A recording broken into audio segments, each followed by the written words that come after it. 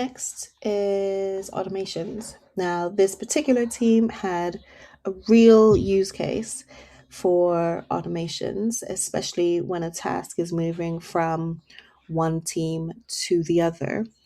And so, no automations were implemented, even though there were clear use cases. So, based on the workflows that we would improve on, we would then make the recommendations to automate some of it, at least for consistency and also for ease of use.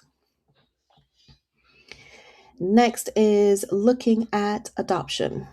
And so, looking at uh, this particular team had unassigned tasks in active lists, had tasks that would sit in progress for weeks without any clear step or being flagged as a blocker.